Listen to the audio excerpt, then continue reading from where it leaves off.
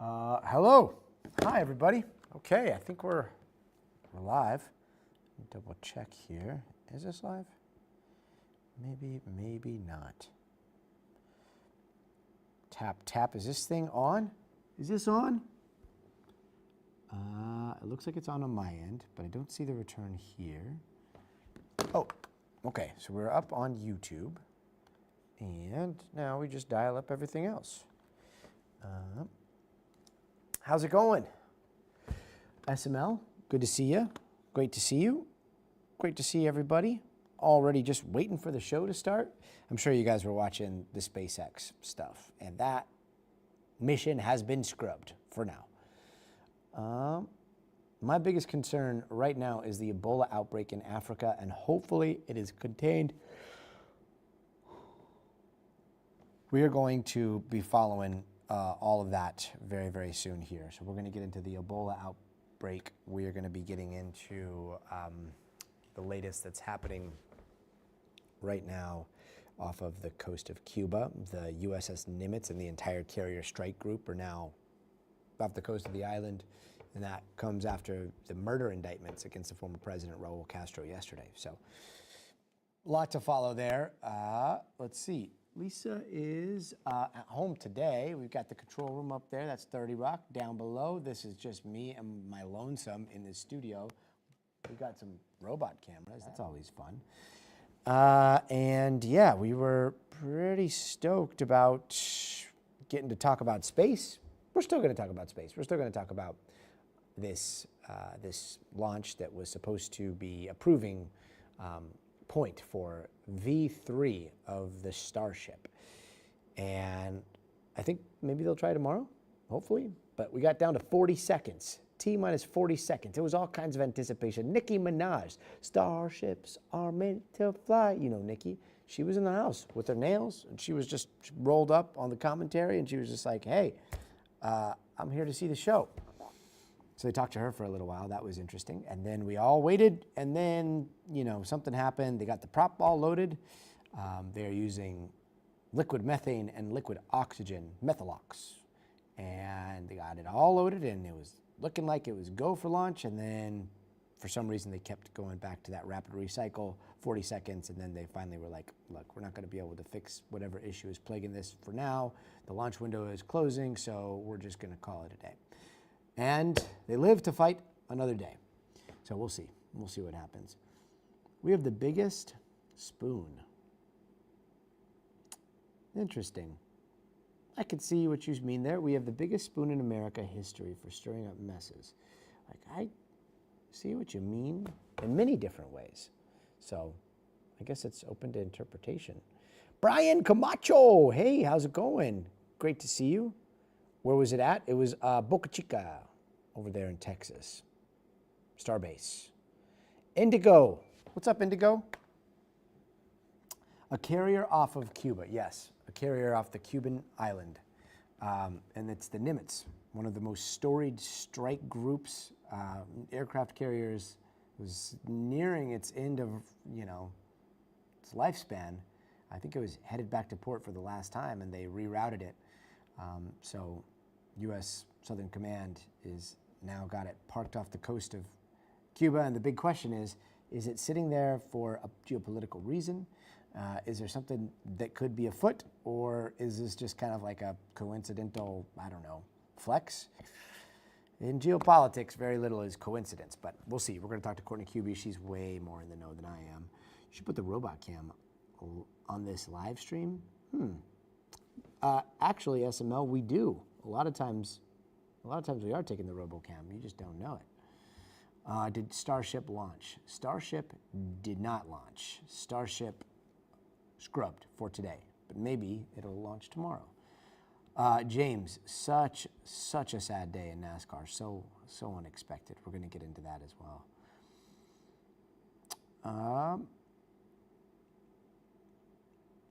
I hope not, Peace Bucks. I hope not. That sounds like Transformers level. Let's see. SML, because of the weather? I don't think it was because of the weather. You know, they were looking at the weather. It was 50-50 a little bit earlier today. Oh, thank you so much, brother. Yeah. And then all of a sudden the skies cleared and it was blue skies out there in Texas, ready for go. And then there was some sort of technical issue. It'll be a while. They're very great in the live stream department, but in terms of answering questions from journalists, not so much. James, who is it? Who is the top TikToker? Should I guess? What's up? Hi, how's it going? Uh-oh, what's going on here?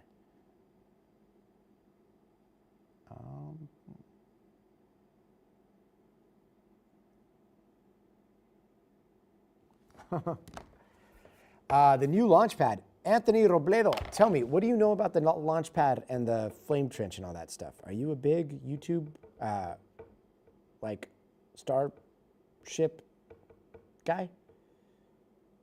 Hey, what's up, Carl Louis? Maybe tomorrow night. That would be nice. That would be nice. I did. Well, I don't think I saw a DM, but I followed you guys. Right Now News. Okay, let's see. I will, let me pull it up here. Dun, dun, dun, dun, dun. There's a lot of spam these days, you know? I don't see it. Hidden requests? No. Yeah, I don't see it. But it's probably because Instagram's a little jinky. Carl Louis Caras. I'm a really big fan of people that watch NBC News. Thank you so very much. Yeah, James, all the way to level 19. That's crazy. That is awesome. We appreciate you so very much. So, as the president over there on TikTok, what's your first order of business? Let's see here. Okay, so this is a part of the day where I just triple check headlines and see what the adjustment is. We were gonna go kind of heavy on Starship. As you can see, we got all the rockets over here in the window, but we're adjusting the timeline and the show rundown just a little bit because they scrubbed. NBC News Now and NBC News, nothing. Same thing. I think NBC News Now is now, and NBC News is, like the big connective tissue of all of it. But to me, it's one and the same. Let's see, and I've been an NBC guy for the last over 20 years. KOB, NBC affiliate in Albuquerque, then KNBC, NBC Los Angeles for a while, and now here at the network. So yeah, it's been 20 years, 2 decades. Pretty wild, huh? Did I read up on the new NASA budget proposal? I did. What are your thoughts?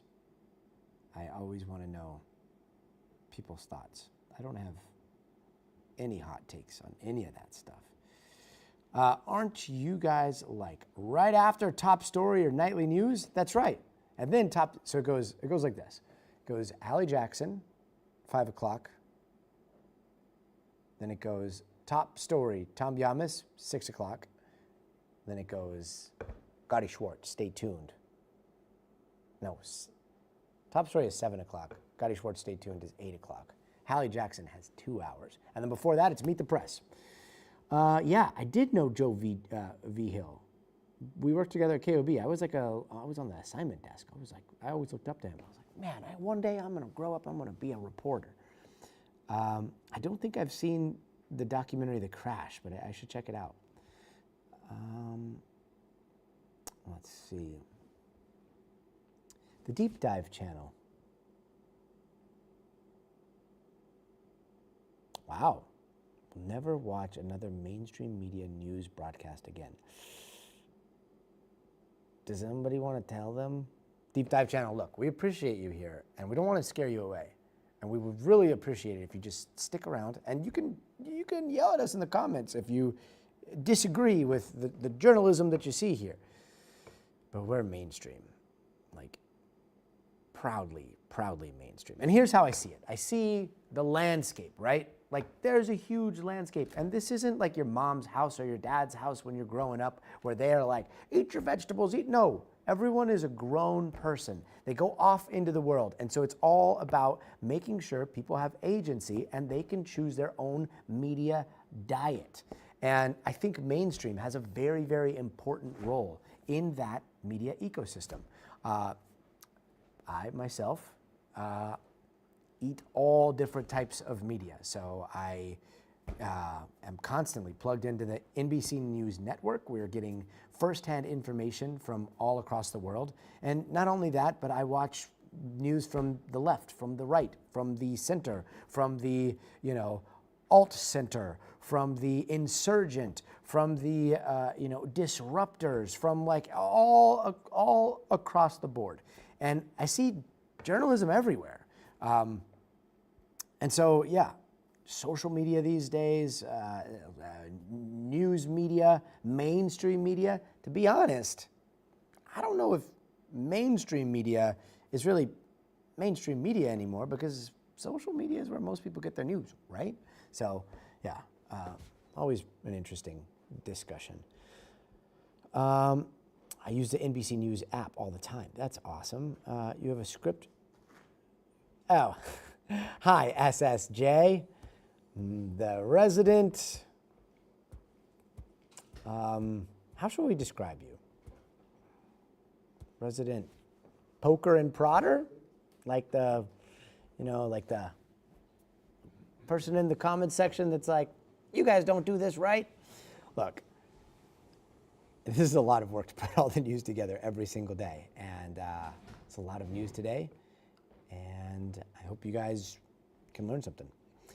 I like independent media too. It is so unique. Yeah, and there's a lot of independent media out there. And there are a lot of people going at it alone that are doing a very, very, very good job. Very good job. I hope the last Colbert Show will be good. Are you going to be watching it? I got to go to a screening of Disclosure Day on the lot. It's going to be fun tonight. 3 minutes. Have a great show, everybody. That's right. Hi. What about socialist? I'm talking about socialist news. I get my news from some socialist news networks, as I do from, all political spectrums. So, yeah. Let's see. What's my favorite part of doing the show? Dude, the live stream. I love this live stream. I love it. I love it when people talk about what we're covering. I love it when people sound off. I love it when people challenge perspectives. It's all great. Hello, Kat. Great to see you. Seattle was fun. Seattle was illuminating. It's going to be a really interesting story. So we're still putting that together. Can't wait for Disclosure. Michi, same. I'll tell you how the movie is. I can't wait to watch it tonight. Let's see.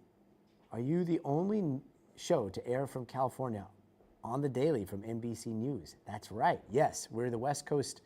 We're the only West Coast-based show for NBC News, and one of the only ones on the big networks. So yeah, like the idea is, Washington and the East Coast, they're always looking west, and we look from west to east, and everywhere else around the world. But that's the idea. Let's see. Have I ever visited Alaska? Yes, I have. It is beautiful. I tried to get my wife to agree to maybe retire out there. She's like, no, absolutely not. I need light. I was like, but it's really pretty. West Coast is the best coast, for sure. Let's see. 1 minute. We got 1 minute before the show. So if you're new to this, we're going to start standing. Starting at C reverse. I'm going to come over here with my limp. And we are going to go right into Cuba right off the bat. To the Nimitz carrier strike group is off the coast of Cuba. What does that mean? We're going to be talking to Courtney Cubie about that. And then we're going to talk about the day that the president had. Some wins, some losses, a lot of people raising their eyebrows over in Congress over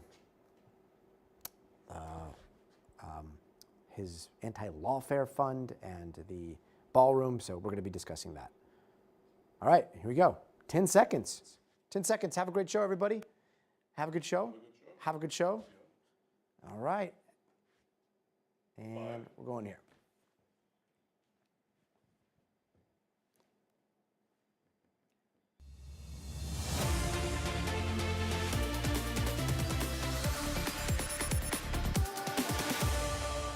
Hey there, I'm Gotti Schwartz, and tonight we start with the U.S. Navy on the move in a big way again, this time a lot closer to home. The aircraft carrier USS Nimitz and its strike group have now moved near Cuba. U.S. Southern Command posted this video on X saying, "Welcome to the Caribbean," yesterday. Around the same time, the DOJ was announcing the indictment of former Cuban President Raul Castro for murder over 4 Cuban Americans who were in civilian planes that were shot down by the Cuban military decades ago. So tonight, the question: is this taking a page out of what happened in Venezuela? Is the United States right now trying to send a message to Cuba?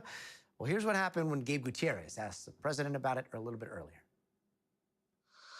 Regarding Cuba, there was an aircraft carrier that just arrived there this week, the Nimitz aircraft carrier.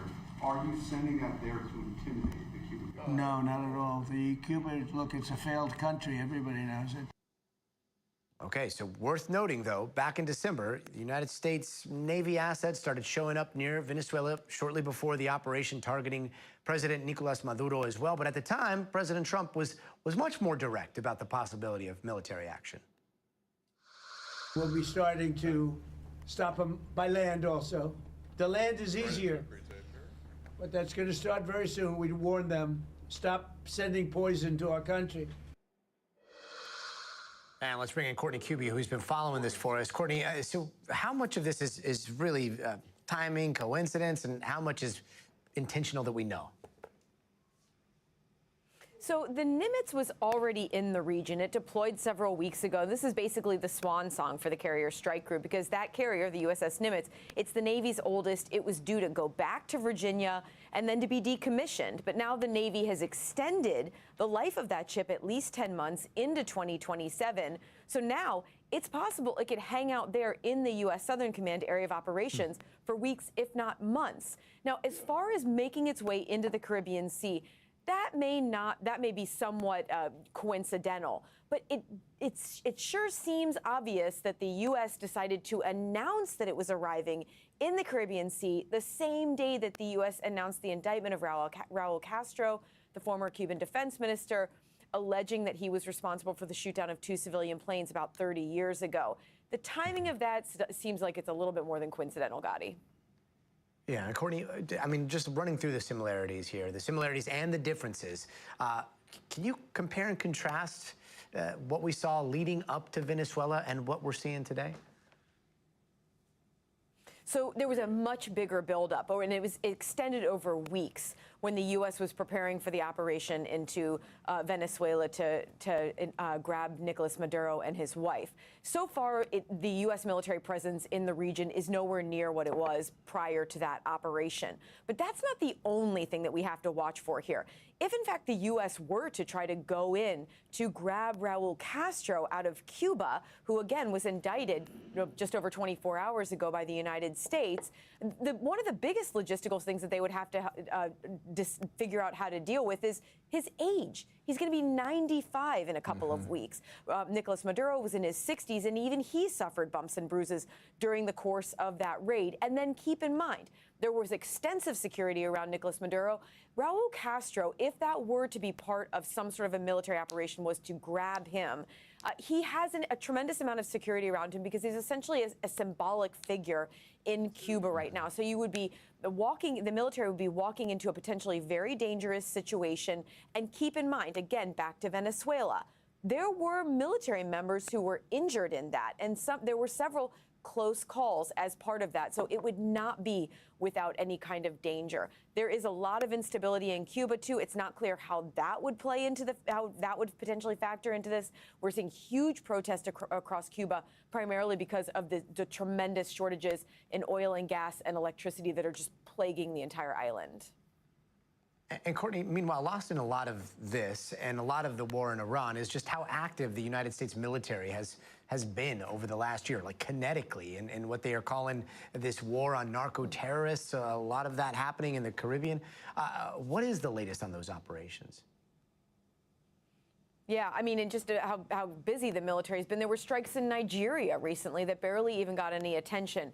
But the strikes against these alleged drug boats, it's Operation Southern Spear. You can see some video there provided by the Department of Defense that shows some of those strikes. We're talking 59 small vessels that we are aware of that the Department of Defense and U.S. Southern Command have acknowledged. Nearly 100 people have been killed in the course of these, have been going on for months, and they are still ongoing now. So it doesn't appear that there is any slowdown in these operations. It's just now they've almost become so routine. The U.S. military has maintained enough of a presence to continue the operations that you're seeing right there. And Gadi, the officials who we speak with, they see no end in sight for this as long as they are seeing these drug operations, potential alleged drug operations. The one thing that we have to keep in mind, just in the last few days, Department of Defense Inspector General announced that they are looking into this entire mission, including the targeting and the intelligence they use for those strikes, Gadi. Big picture is always so important. Courtney Kuby, thank you. Meanwhile, somewhat of a mixed bag for President Trump tonight. You know that massive triumphal arc that he wants in Washington, D.C., that the president wants to build? Well, a federal commission just approved the design. That's moving forward, it looks like. But when it comes to the $1.8 billion anti-weaponization fund that was supposed to compensate people who claim were victims of the Biden administration, well, today, Senate Republicans broke with the president on the issue, and because of it, abandoned a vote on tens of millions of dollars for a nice funding bill, especially since that money could potentially include payouts to January 6th defendants. And at the same time, the White House ballroom, that's also hitting a snag with this party. A number of Republican senators are not on board with the additional $1 billion needed to fund what Trump has called security-related construction. Take a listen to how Trump defended it a little earlier today. Are you losing control of the Senate Republican? I don't know. I really don't know. I can tell you, I only do what's right. I don't need money for the ballroom. You know, I'm making a gift of the ballroom. The money that they're spending is for security, having to do maybe around the ballroom and other parts of the house, but this is not for the ballroom. If they want to spend money on securing the White House, I think it would be very, very much a good expenditure, but the ballroom is being built. Well, what if Congress doesn't sign off on the security money, sir? Then the White House won't be a very secure place. And let's bring in NBC News Chief White House Correspondent Garrett Haake, who's in Washington. Garrett, let's start with this anti-weaponization fund. Like, where is that money coming from? Who is going to benefit from it? And can Congress really stop it if they wanted to? Well, it looks like they've at least slowed it down, or they will, Gadi. As for the fund itself, the money comes from a settlement fund that already exists for the federal government when they have to pay settlements on any number of issues. It essentially bookmarks this $1.8 billion for folks who can claim to the satisfaction of commissioners who'd be appointed by the Attorney General that they were somehow targeted by the Biden administration unfairly over the last 4 years and incurred some kind of costs that would needed to be defrayed by this money. But by today, we had lawmakers in both parties calling this a slush fund and saying that it could ultimately be used to pay out the same people who were convicted of beating up cops on January 6th. They felt it was wholly inappropriate, and they essentially used this $70 million DHS funding bill that's been in front of the Senate as a bargaining chip. You had enough bipartisan lawmakers, including Republicans, saying we're gonna basically drag this bill down if this isn't addressed, that the Senate was forced to punt and go home. You had lawmakers who are retiring or have been defeated in primaries like Tom Tillis today really scorching this thing. Listen to this.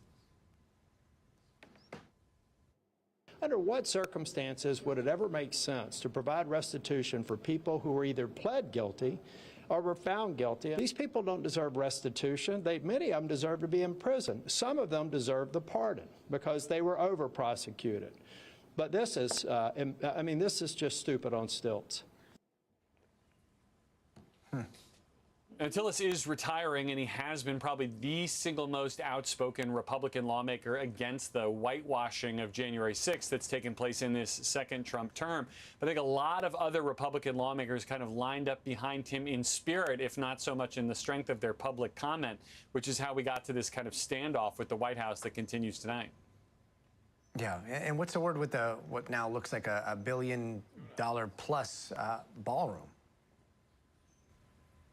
Well, there's a similar dynamic at play here, although probably less emotionally heated, with a lot of Senate Republicans, at least more than 3, given the way the math works, apparently insisting that they're not comfortable voting for this $1 billion in money, which the White House says is for security upgrades across the campus, but would be largely focused on the ballroom, especially after the president has spent the better part of the last couple of months telling people that all of the ballroom and every cost associated with it would be paid for by him and by private donors.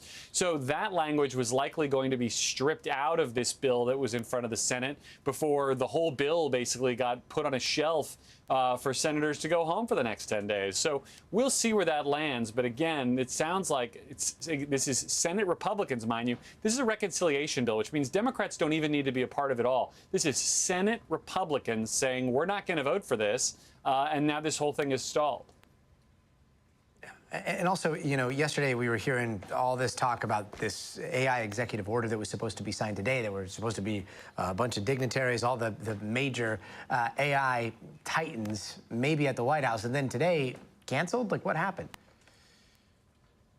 Yeah, there are related and to some degree competing narratives about this, Gotti. I can tell you what the president said publicly is that when he ultimately looked at this executive order, he was unsatisfied with it, that he was concerned that some provisions might do more to hamper the industry than he is comfortable with. He's obviously been an unapologetic booster for all things AI, has basically railed against any kind of guardrails or state-level regulation of AI at all. But the fact was the White House went so far as to preview this executive order today for reporters, which is not something they typically do when the content is unsettled. We also have some reporting that some of the big name AI-related CEOs, tech titans, were not able to physically be here at the White House today, and that might have also contributed to the delay, just the lack of the kind of showmanship element that the president so enjoys with these big signings. Bryan Cranston. Yeah, that makes sense. NBC's Garrett Hake, thank you. And turning now to New Mexico, more questions and answers tonight as this mystery deepens. 3 people are dead. More than a dozen first responders ended up in the hospital somehow after answering a call for an apparent drug overdose or something happened at a home near Albuquerque. And once they got there, they got sick themselves with headaches, coughing, even throwing up. And the crazy part is authorities still have not yet publicly identified the substance they were exposed to, which forced, you know, the ones that you see right here into hazmat suits. Take a listen to the mayor of Mountain Air a little bit earlier. Right now, they're just trying to figure out what the actual substance is. They don't know if it's narcotics. They don't know if it's something else. They don't know if it's a mixture of the two. And so right now, I think that's just the million-dollar question that we're trying to figure out.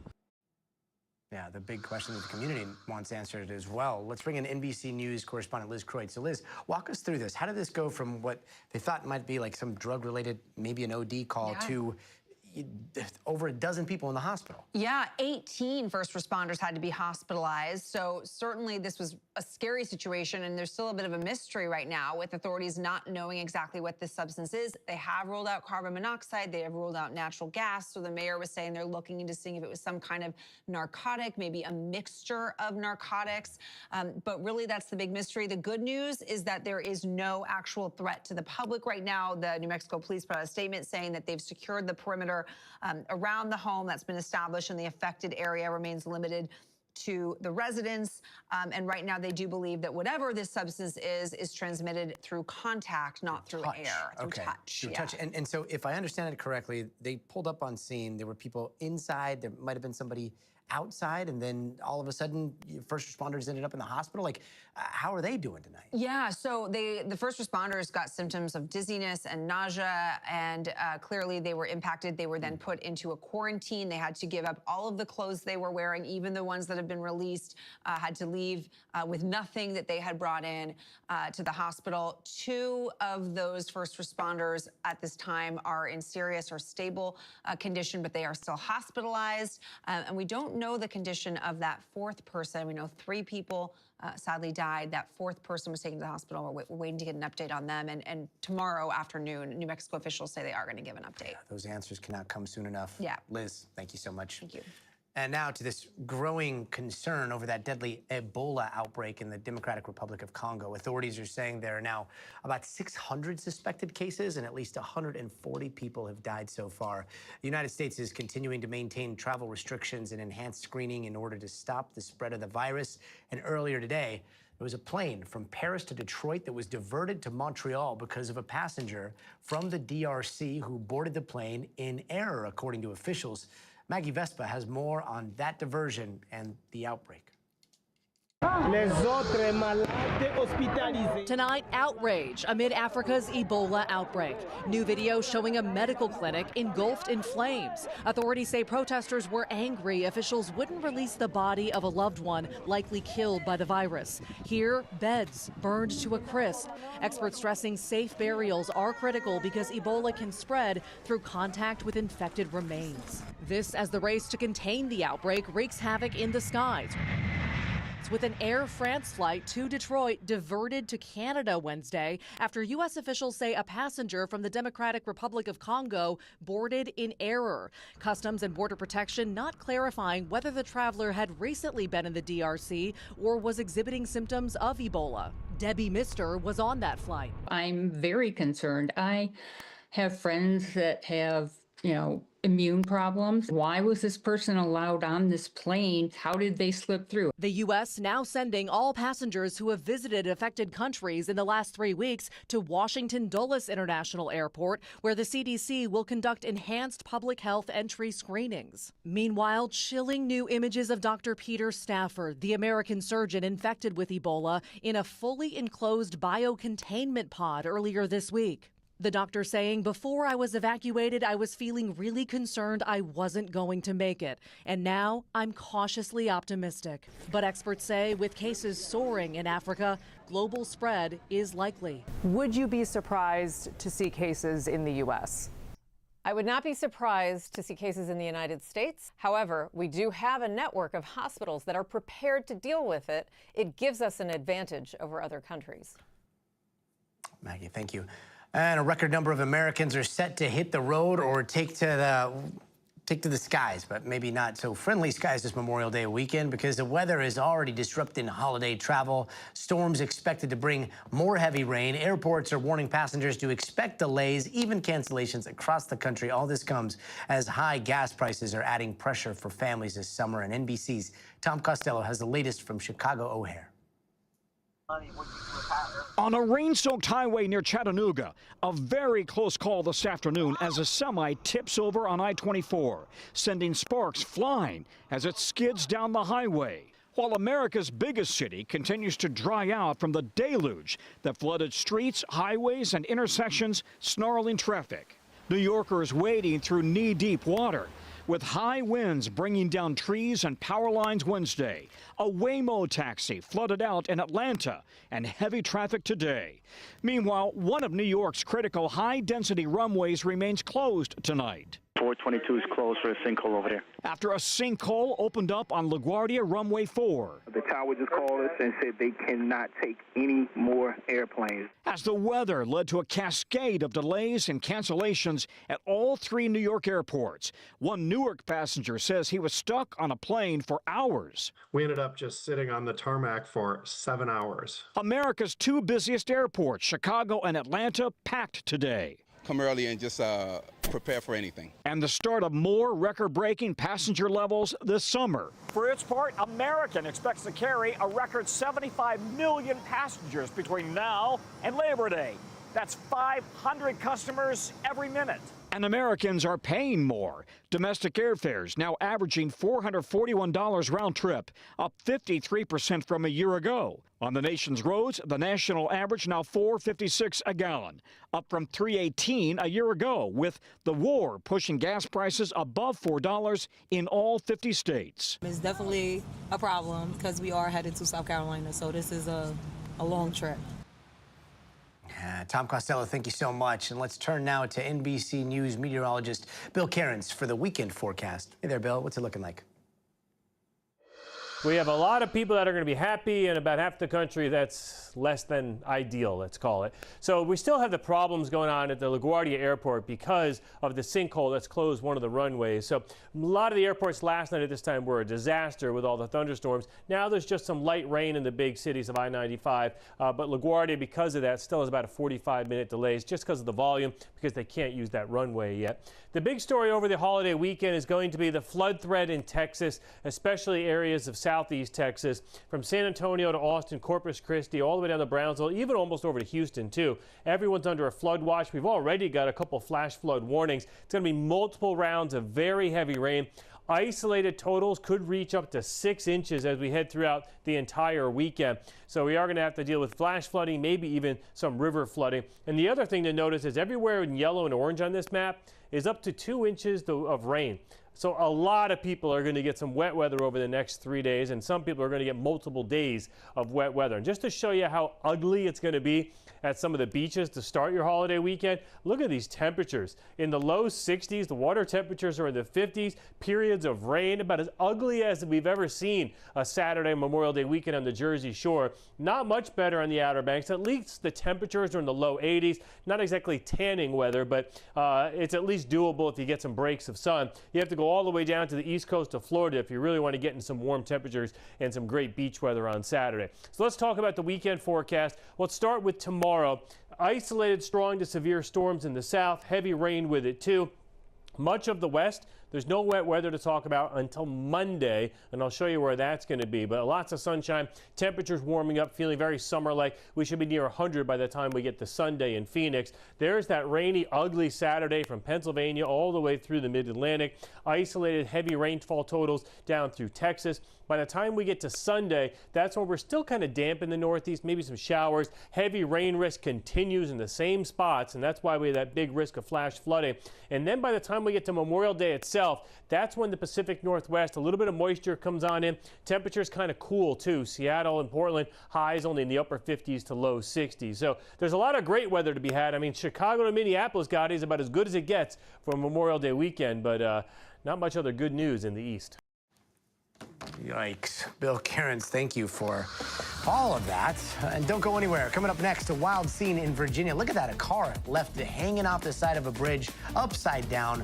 More on what happened there. Plus, it is the end of an era. Stephen Colbert's final late show is tonight, and there's been all kinds of buzz on who may stop by to help him bid farewell. And also, if you see this QR code, this little QR code right here, just scan it. You can scan it with your phone, and then boom, all of a sudden you're in a chat with us. You can chat with us during the breaks. Tell us what you think about what's going on in the news.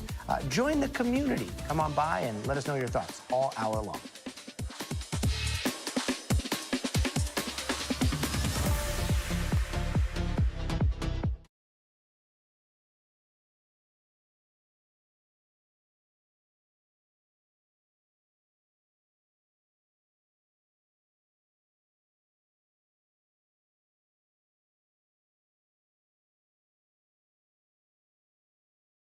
Definitely flagging it. Bum, bum, bum, bum, bum. Can you hear me now? Checkity, check, check, check, check, check. Hi. Thank you so much for the heads up. We are looking into it, but it did look a little blurry. It definitely looked a little blurry. Oh, dun. Staying at the desk? All right. Yeah, that Ebola. Yikes. Michi, yeah, I feel real bad about everybody else in the country right now with that weather, because here in California it is really, really nice. We had some smoke. Hopefully those fires, they look like they've got a pretty good containment on those fires. So 1 minute, yeah. Yeah, go for it. Okay.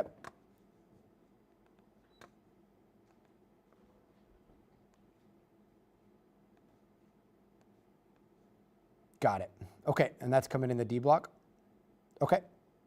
C. Okay, perfect. All right, thanks for the heads up. All right, so we got headlines coming up next. I know some people were talking about Kyle Busch a little bit earlier, but yeah, he passed away, so we're going to have an update on that. 30. But yeah, so unexpected. He's a year younger than I was. I am. I mean, so sad. Let's see. Peace Bucks, that's a good question. Let me see if I can find out more about that. Maybe we can put that in. Hey, Brooklyn. What's up, James? How are you? All right, here we go. 5, 4, 3. Hey, welcome back. Here are some of the other headlines we are watching tonight. There's some sad news in the world of racing as two-time NASCAR Cup champion Kyle Busch has passed away. Now, this comes just hours after Busch's family posted online that he was hospitalized with what they called an undisclosed severe illness. Busch was only 41 years old. And take a look at this video from Virginia where there was a police car left hanging off the edge of the Chesapeake Bay Bridge. Apparently, it crashed yesterday, and luckily, the officer was not seriously hurt. And the execution of a Tennessee inmate was called off today. Medical officials could not find Tony Carruthers' vein to establish a backup line for lethal injection, so he's on death row after being convicted in connection to a 1994 triple murder, but Carruthers has now been granted a one-year reprieve by the governor. And a judge today dismissed all child neglect counts against a former assistant principal in Virginia. Ebony Parker was accused of failing to act before a first-grade student shot his teacher back in 2023. The court saying it was, quote, of the legal opinion that this is not a crime. And no more concert ticket queues for your favorite artists. Apparently, Spotify is stepping into the ticket game with its new program called Reserved.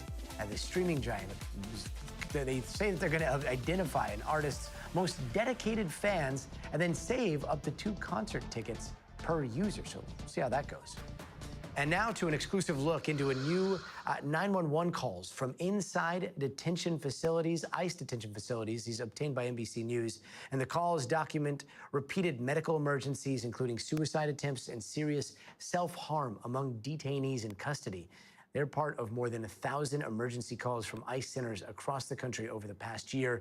And Julia Ainsley walks us through what the data shows. And quickly, a warning, the following report does include disturbing details. The call came from an ICE detention center just south of San Antonio, Texas, 4 days before Christmas. We have a 33-year-old pregnant female banging their head on the wall, and she's refusing transport. 2 months earlier, this call from the same facility. We need an ambulance over here. We have a 28-year-old that tried to hang himself. And another late last year. Yes, ma'am. I'm calling from South Texas Rice Processing Center in regards to a 20-year-old with a neck laceration. You said neck? Yes. Okay. Is it bleeding pretty bad? Do you know? It's self-harm. He's been on this all day. These just a few of more than 1,000 911 calls from 6 ICE immigration centers across the country over the past year, obtained by NBC News through open records request. 28 of those calls involved serious incidents of self-harm. One man swallowed a razor blade. Another drank cleaning chemicals. At least 3 cut their wrist. Self-harm and suicide in ICE detention appear to be on the rise. 5 presumed suicides so far this year, the highest in at least 2 decades, according to ICE data, and it's only May. There were only 2 reported suicides over 4 years of President Biden's term. Experts say it's all part of a larger rise in deaths at ICE detention facilities. We saw the highest mortality rates in 2 decades. A new study in the Journal of the American Medical Association by Dr. Sanjay Basu looks at how the death rate is increasing. Is it just a matter of there are more people in detention, so therefore you're going to have more deaths, or is there something different going on here? There's something different going on here because it's not just the overall number of deaths, but also the rate of deaths per person or per number of people. And he says suicides have spiked. Suicides are the tip of the iceberg and usually indicates that there are much greater mental health issues going on. Immigration attorneys say a new policy causes extra distress. ICE data shows they're being held longer under this administration, and detainees don't get much information about whether they'll be released or deported. ICE pushing back. Outgoing Director Todd Lyons responded to questions about the rise in deaths in a congressional hearing last month. It is the highest because we do have the highest amount in detention that ICE has ever had since its inception in 2003. And in a statement, a DHS spokesperson telling NBC News, consistent with data over the last decade, death rates in custody under the Trump administration are 0.009% of the detained population. As bed space has rapidly expanded, we have maintained a higher standard of care than most prisons that hold U.S. citizens, including providing access to proper medical care. DHS said they could not respond to the 911 calls without knowing the names of each individual, which were redacted from the calls we obtained. ICE told us that there's no spike in deaths, at least from a rate perspective. What would you say to that? We need to check our ability to multiply and divide. Okay, so it's pretty obvious to you. Yeah. Swallow a razor. Yeah. Okay, I'll go ahead and I'll send you a message. As experts say emergencies like these are preventable, the government says they're tragic and rare, and the problem isn't new. Julia Ainsley, thank you. And if you or anyone you know is considering taking their own life or struggling out there, please seek help from the National Suicide Lifeline. You can call or text 988 or visit 988lifeline.org. We'll be right back. 3 minutes here. That was a powerful report. C reverse. Yeah.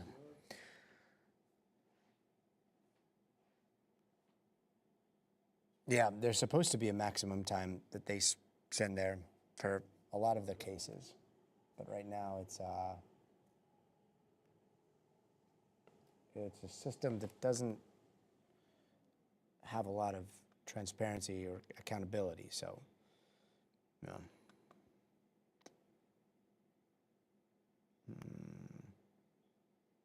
Interesting. Yeah.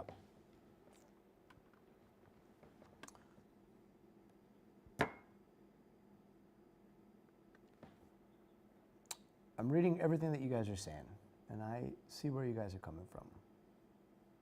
2 minutes. It's a crazy, crazy world right now. Whew. Anyway. Yeah.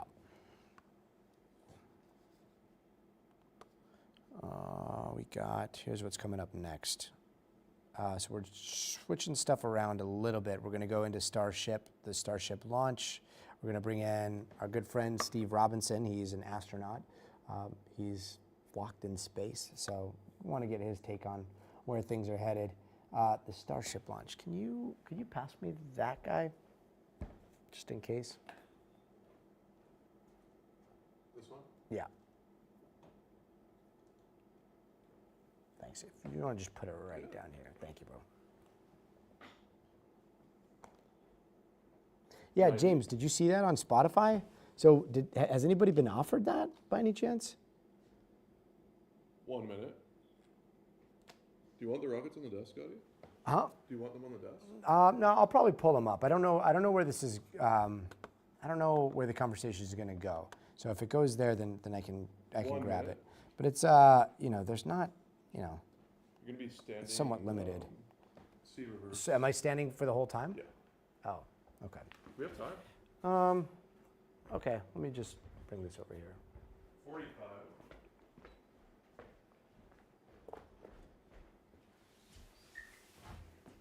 Okay. Got it. All right. 30. Okay. Let's see. All right. Here we go.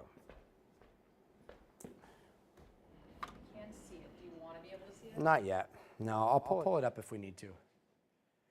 Okay, so we're here and then we're turning here? Yep. Okay. Got it.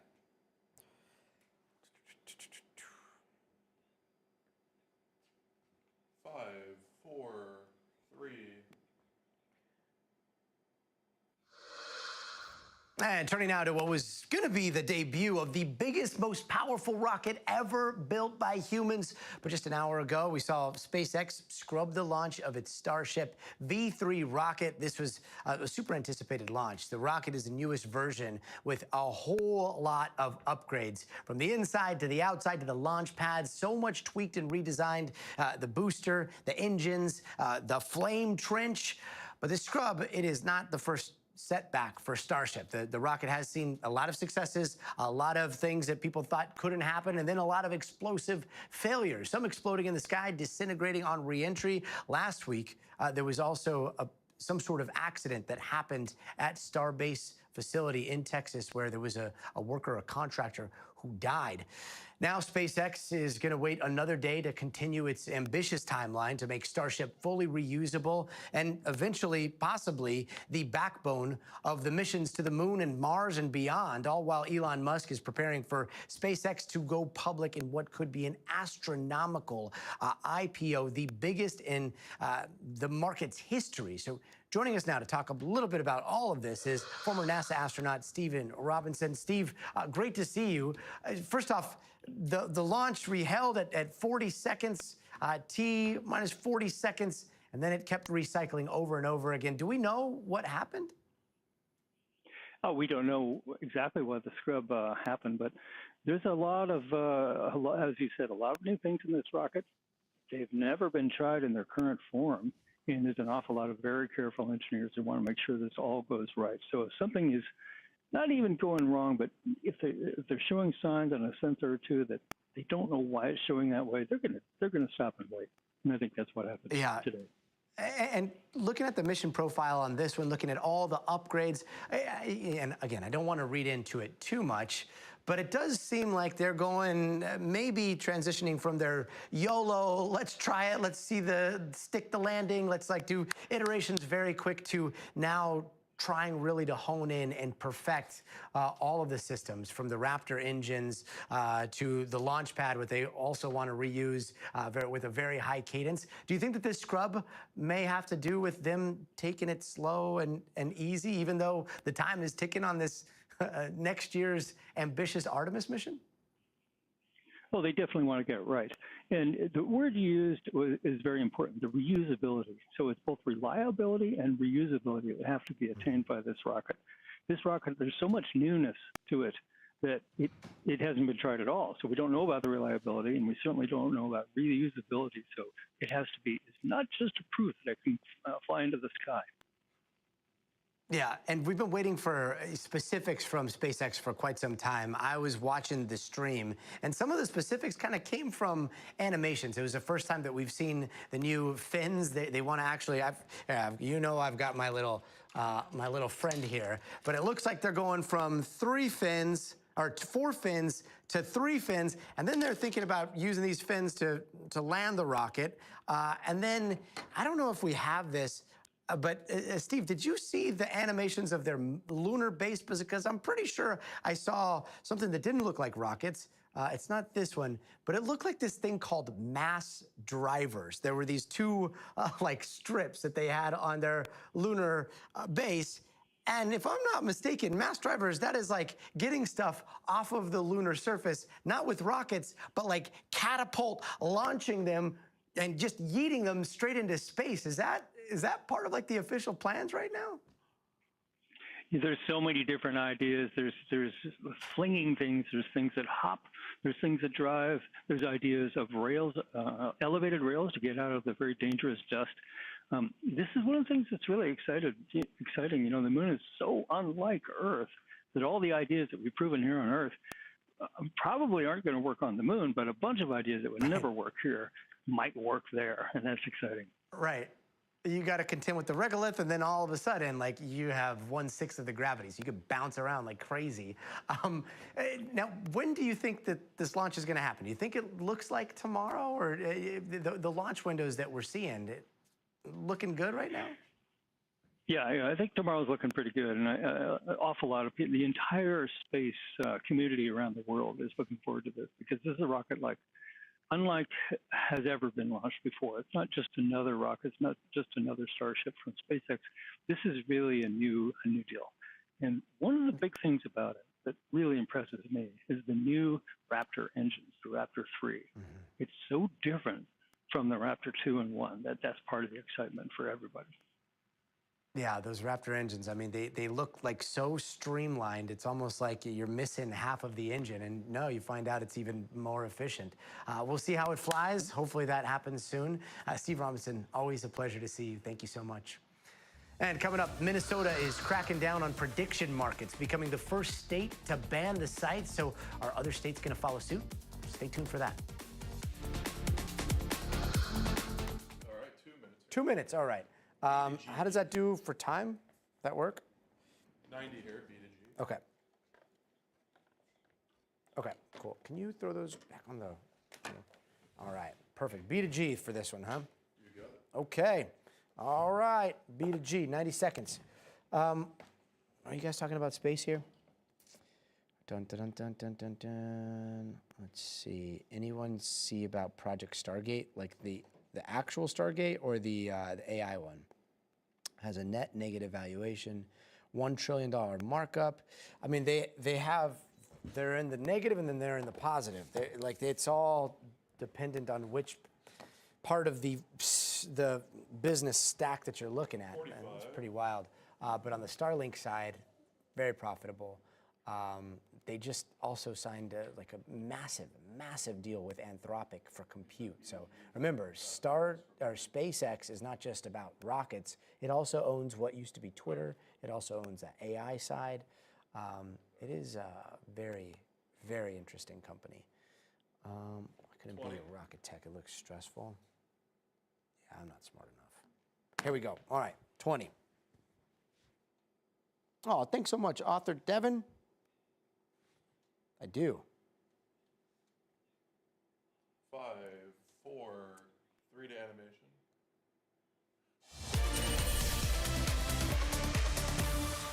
Hey, welcome back. In tonight's Future of Everything, prediction markets. Love them or hate them, they are everywhere these days, letting you bet on just about everything, well, almost everything, and that includes whether prediction markets are going to be banned this year. Polymarket has those odds at 22%, and now Minnesota has become the first state to make that prediction into a reality. Governor Tim Walz signing legislation this week banning prediction markets, which goes into effect in August. This is the latest in this standoff over this industry's regulation between states and the federal government, as the Trump administration has also now jumped into the fray. They've filed a lawsuit against the ban. But as other states right now are considering legislation around prediction markets, what kind of precedent could this new law that we're seeing in Minnesota set? Let's bring in tech correspondent for NPR, Bobby Allen, to talk a little bit more about this. So, Bobby, what exactly is this Minnesota law going to do for prediction markets here on the whole? And what about the 14 other states considering legislation? Like, what do they learn from this? Yeah, so this law that Governor Tim Walz signed makes it a felony for any company to host or advertise a prediction market. It takes effect in August, so not right away. But if it survives court scrutiny, it's going to force Polymarket and Kalshi out of Minnesota. And importantly, Gotti, it's not just these companies that are being cracked down on, but VPNs, virtual private networks, are also potentially going to be facing this law, because the main way people access Polymarket right now, because it's overseas, is through a VPN. So this law says if you access a VPN to get on Polymarket, when the law is official, the VPN companies could potentially be facing criminal charges. So like you said, there's 14 other states that are weighing other kinds of ways of clamping down on this industry. And 2 of them, Hawaii and North Carolina, even have pending bills looking to criminalize this industry. So the industry is on edge right now. Wow, the VPN component is pretty wild. What are the teeth here? A felony? I mean, and again, there's a big difference between going after the providers, going after the platforms, and then going after users, right? Yeah, no, absolutely. And so the felony means that there's now a cause of action where, potentially the executives of these companies could be facing criminal charges if they run afoul of this law. Now, I will say, within hours of Governor Walz signing this legislation, the the Commodities Futures Trading Commission, so many acronyms these days, but the CFTC, basically the Trump administration, is suing Minnesota to try to block this law. So that's been a big part of this debate happening nationwide right now, Gotti. It's states are trying to crack down on this industry where we see lots of insider trading, lots of controversial sort of market manipulation. And then meanwhile, the Trump administration saying, you know what, we like this industry. We want to be the ones to be the cop on the beat. States, why don't you back off? We got it. Yeah, so this all seems to be heading to this showdown between, states' rights and federal rights. Is that where prediction market regulation is going to be decided in legal precedent here? Because that seems like a gamble. It's kind of crazy, Gotti. Right now, if you try to open up Kalshi in Nevada, you can't. It's blocked in the state of Nevada. Most of the country, it's available. Pretty soon, it might be banned in Minnesota. It's going to be this patchwork of state-by-state laws until one of 2 things happens. Congress passes a law, either legalizing or pushing out these prediction markets from the U.S., or the Supreme Court hears one of these droves of lawsuits and decides, okay, this is legal, or says no, that it's not. So it's really uncertain right now. But for users of these markets, it's just a state-by-state thing. Yeah, pretty wild times. Bobby Allen, good to see you. Thank you so much.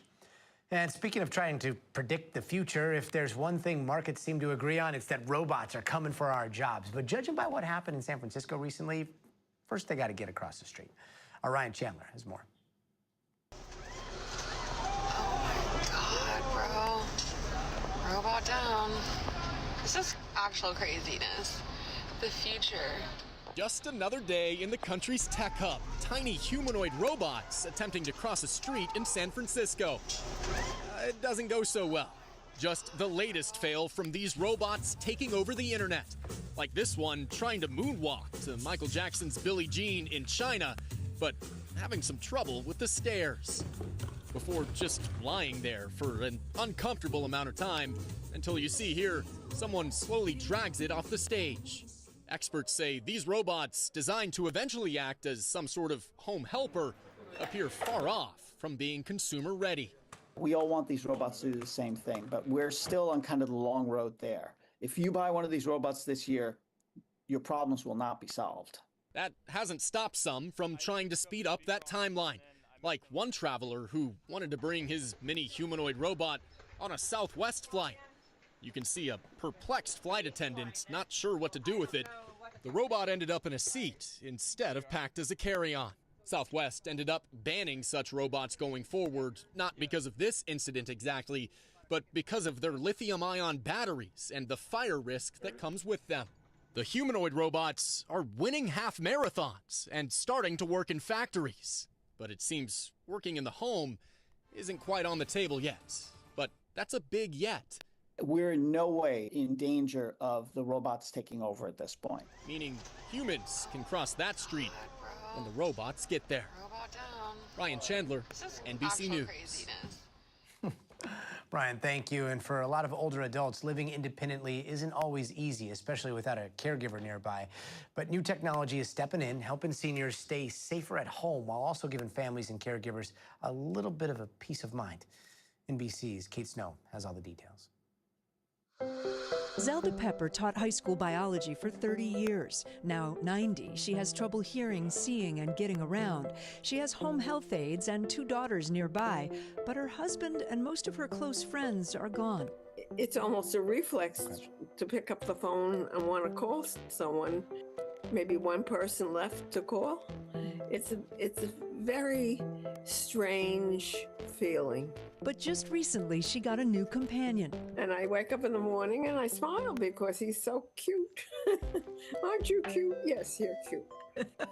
Tippy is an animated robotic pup made by Joy for All, who cuddles, barks, and wags his tail. Just one example of a fleet of new tech tools specifically for seniors, some developed with the help of AARP. I think a lot of people have this impression that older people, seniors, can't deal with tech. Is that a misperception? It absolutely is. Andy Miller is Senior Vice President of the AARP's Age Tech Collaborative.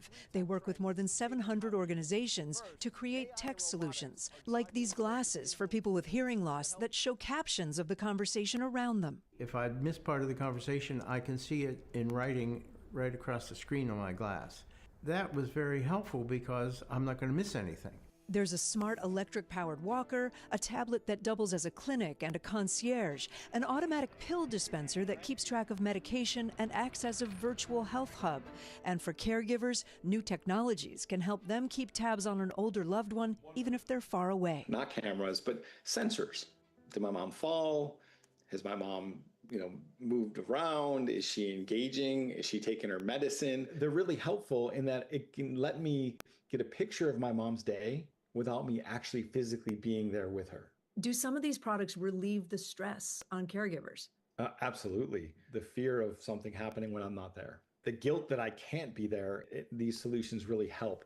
As Americans live longer lives, 3/4 of adults over 50 say they want to remain in their homes as they age. High-tech help is making that easier, and finding new ways to connect just feels good. Give me a kiss. Oh, that's good. See, he gave me a kiss.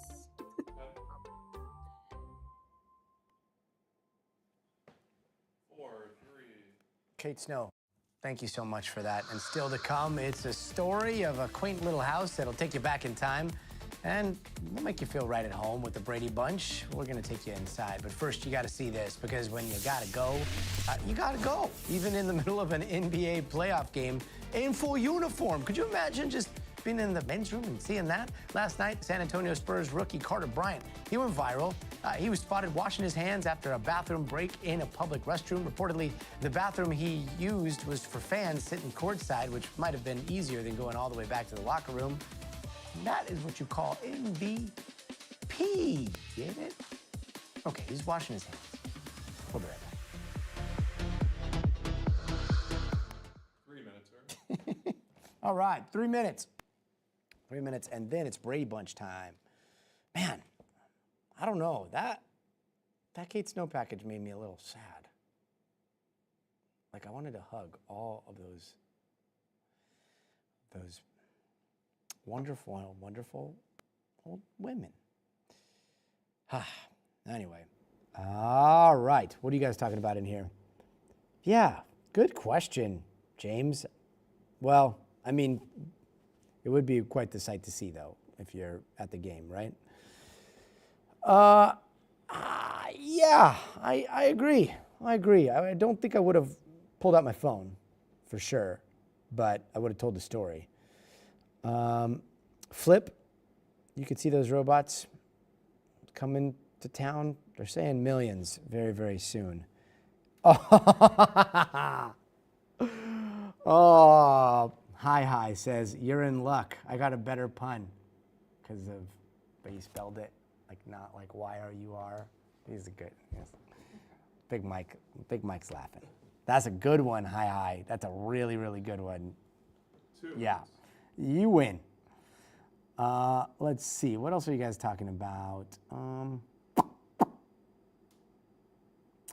Oh, Michi. I agree, Michi. Are you a journalist? You should be a journalist. That was very good information. I never heard it. Wait, what are you guys talking about? Let me go back. The amount it takes. Oh, yeah. Michi. Oh, Michi with the fact checks. Totally right. So I think we were talking about SpaceX, right? And the $1 trillion valuation. It's a very weird valuation. They're saying their TAM, their total accessible market, is like 24 trillion, 25 trillion, I think. You should check me on that. But yeah, that also raised a bunch of eyebrows. And they're in the loss overall, if I'm correct, but Starlink is the profitable part at 4.9, maybe 4.9 is what they're under, but it's in the 4 billion. So it's very complicated stuff. But yeah, they're claiming that all of the R&D that they're doing right now, all of this stuff, if they pull this off, this is going to make them the most profitable company that the world has ever seen. But we'll see. They got to get that V3 off the ground, right?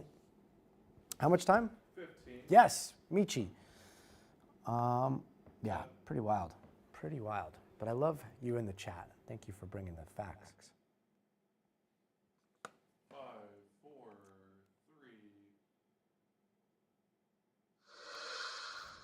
3. Hey, welcome back. It's the end of an era as Stephen Colbert hosts the finale of the late night.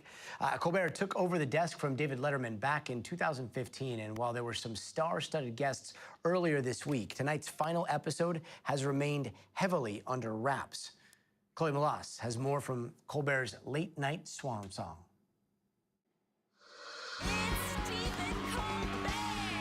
Tonight, Stephen Colbert's final late show farewell, ending an 11-year run that delivered some of the most talked about moments in modern late night. What's my name? What's my name? Bye. The final week of farewell tour full of big moments and big laughs. All right, Stephen, you go first. The original late night host, David Letterman, returning to help Colbert hurl watermelons and his desk chair off the Ed Sullivan Theater roof. Former Daily Show pal Jon Stewart also joining in on the fun, kicking back with Colbert for a laid-back chat in recliners. Get ready for the ride of your life. Plus a parody of celebrity friends turning the tables for a special Colbert questionnaire. What is the best sandwich? This is one of the toughest questions, and we start with this one. Thank you. Oh, thank you very much. Could I get a fresh coffee, please? These final weeks becoming part celebration, part protest. Is there anything that we have not touched on before we move on to this? I'm curious. The outrage that your show is being thrown off the air? Yeah. Late night host Jimmy Kimmel even calling for a CBS boycott as questions continue over whether Colbert's criticism of President Trump played a role in the show's end. Last year, CBS said the decision to cancel the show was purely financial. But some fans are still disappointed in the network's decision. Regardless of where you're at on the aisle, this is a tragedy. It feels like a political hit job. Still, throughout the week, Colbert has kept the focus on the laughs, including looking back at some of his most viral and heartfelt moments. You can't deny it's like Christmas in July. Like his Christmas in July musical at the 2016 Republican National Convention. I wanted to give people hope. His emotional interview with Joe Biden about grief. If you want him, come and claim him. A playful Lord of the Rings reenactment with Liv Tyler. Is the song Hey Stephen about me? No, Stephen. And Taylor Swift denying her song Hey Stephen was about him. From show-stopping musical performances to political satire. God bless freedom of the press. God bless the Democratic National Committee. Colbert transformed The Late Show into a digital-era powerhouse, racking up millions of views online and becoming the top-rated show in late night. We have only one more show left. And tonight, after more than 3 decades of The Late Show on CBS, one final good night for a franchise that helped define American late night. Chloe Malas, thank you so much. And finally tonight, in a quaint little neighborhood just down the street from our studio, from where we are right now, sits a house. And in that house begins the story of a lovely lady. I think you know where I'm going with this, so let's take a little field trip here. Welcome to the Brady Bunch house. This is one of the most recognizable houses in the entire world, spanning generations. This didn't used to look like this. The window is somewhat new. The front yard is somewhat new. All of a sudden, it looks very much like the Bradys live inside. Haven't seen the inside yet, other than the show. Wow, this looks like the entire Brady Bunch is any minute gonna come down those stairs. Here's a story of a lovely lady. Here's a story of a house named Brady and an HGTV project of a show that performed a renovation miracle. 2, 3, turning what was just a front shot of the Brady Bunch house into the actual floor plan and what they called a very Brady renovation. All of a sudden, this house that used to be just a one-story, again, 3-bedroom small house here in Studio City, became this massive, massive house. Thousands of square feet. Where should we start? We gotta start upstairs. Let's go see the kids' rooms. But today, the house has changed hands, and its new owners are opening their doors to private tours, where you can relive the sense of place that helped define generations. Did you put these awards of mine in the closet? What if I did? Well, why would you do a thing like that? Then we've got the bathroom here, double vanities. I mean, you need it if you got 6 kids. Give somebody else a chance. All I was doing was brushing my teeth. Well, how many teeth have you got? Once again, the iconic landing. This is what happens when your dad's an architect. But remember, this never existed in real life until now, until this house was remodeled to match the soundstage. The soundstage had a bunch of different sets, and this brought all those sets together, literally under one roof. Pork chops and applesauce. That's swell. The kitchen. This was the main gather. I mean, this was a place. It's probably the most recognizable place for the show. And Avocado is definitely having another moment here. Let's see what's in the fridge. Ah! Sorry about that, Alice. Well, I know that this is a house that never existed, a family that never existed, and yet this was a collective experience for so many generations. And outside, waiting their turn. Does it feel like your childhood home almost? Yes. It does. Yeah. They don't make TV like they used to, and it's just we keep it alive. Yep. Yeah.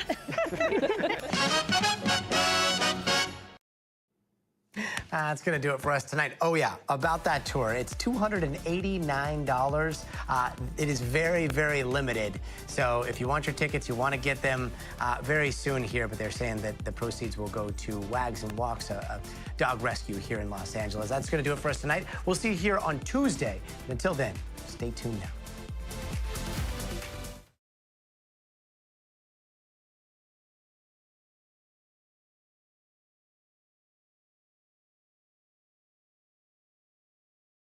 He may be too young for the Brady Bunch house, but I'm an old man. I got some gray hair.